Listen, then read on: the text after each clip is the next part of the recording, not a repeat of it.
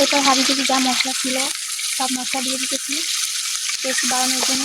কিসের ডাল জানি, ওই কি মসুরের ডাল, এটা হচ্ছে মসুরের ডাল, মরিচ, সরি লবণ। আজকে হঠাৎ করেই মন চাইলো কিছু খাইতে, তো ভিডিও ইউটিউব দেখে দেখে দেখে দেখে তারপর ভাবলাম যে মুরগির মাংসের এই রেসিপিটা বানাই খাই, কারণ অনেক খাইতে ইচ্ছা করতেছে আর খিদাও লাগছে। রাত বাজে এখন 12টা। তো এখানে কয়েক পিস মুরগির মাংস নিয়ে নিছি, আর এখানে হচ্ছে গিয়ে তোমার আলু, পেঁয়াজ, রসুন, তারপর ধনেপাতা, এগুলো সব কুচাই নিছি। ও হ্যাঁ, আরেকটা, এটা হচ্ছে গিয়ে তোমার ডাউল, এই নর্মাল ডাউল। হচ্ছে গিয়ে এটা কিসের ডাল জানি, যে মসুরের ডাল, এটা হচ্ছে মসুরের ডাল।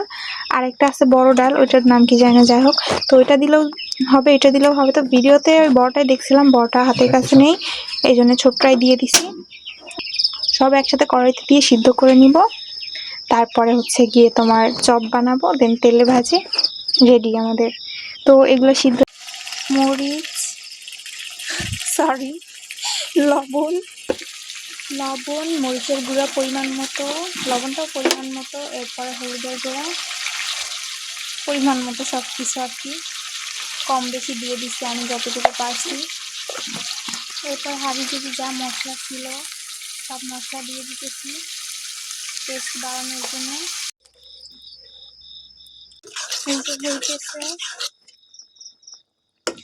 আচ্ছা বলো তো তোমরা এখানে কোন জিনিসটা দিইনি বা দেওয়া হয়নি, সবাই বলে যাবা, ঠিক আছে, যে কোন জিনিসটা দিইনি।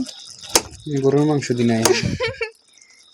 তোমারে কই নাই কইতে, তোমরা সবাই বলে যাও কোন জিনিসটা দিইনি এখানে। এই তো হয়ে গেছে প্রায়, এখন এটা উঠায় বড়ার শেপ দিয়ে ভাজি নিলেই হয়ে যাবে। তো এখন এটা উঠাবো বাটিতে।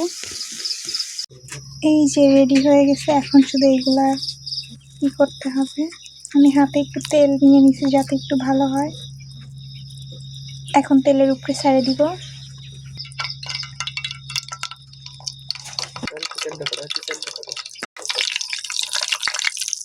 আচ্ছা কে কোন জেলা থেকে আমার ভিডিওটা দেখতেছো সবাই কমেন্টে বলে যাবা, আমিও দেখি কোন জেলার মানুষ আমার ভিডিও বেশি দেখে। তো সবাই কমেন্ট করবা কে কোন জেলা থেকে আমার ভিডিওটা দেখছো।